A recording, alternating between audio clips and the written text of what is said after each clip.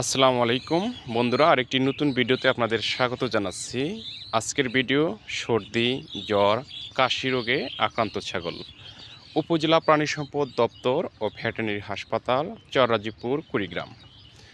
চলে যাব বিস্তারিত আলোচনায়। তার আগে আপনাদের কাছে ছোট্ট একটু রিকোয়েস্ট, আমার চ্যানেলে নতুন হয়ে থাকলে চ্যানেলটি সাবস্ক্রাইব করে দিন। সবার আগে নতুন নতুন ভিডিও পেতে পাশে থাকা বেল আইকনটি বাজিয়ে দিন। বন্ধুরা, যে কথা বলতেছিলাম, সর্দি, জ্বর এবং কাশি রোগে আক্রান্ত ছাগল নিয়ে চিকিৎসা: ইনজেকশন অ্যান্টিহিস্টা 2 ml গভীর মাংসে 3 থেকে 5 দিন, ইনজেকশন জেন্টামাইসিন 2 ml গভীর মাংসে 3 থেকে 5 দিন দিতে হবে এবং ইনজেকশন মেলোবেট 2 ml চামড়ার নিচে 3 থেকে 5 দিন চালিয়ে যেতে হবে।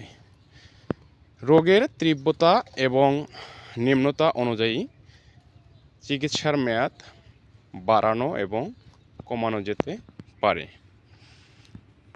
আপনার খামারের গরু, মহিষ, ছাগল, ভেড়া, ঘোড়া, কবিতর, হাঁস, মুরগি, ব্রয়লার, লেয়ার ইত্যাদি যে কোনো পশু পাখির বিনামূল্যে চিকিৎসার জন্য যোগাযোগ করুন আপনার নিকটস্থ উপজেলা প্রাণী সম্পদ দপ্তর ও ভেটেরিনারি হাসপাতালে। বন্ধুরা, ভালো থাকবেন। আপনাদের খামারের সুস্থতার জন্য নিয়মিত কীটনাশক ওষুধ খাওয়াবেন, টিকা বীজ ব্যবহার করবেন, অসুস্থ হলে যথাযথভাবে চিকিৎসার ব্যবস্থা করবেন। আল্লাহ হাফেজ।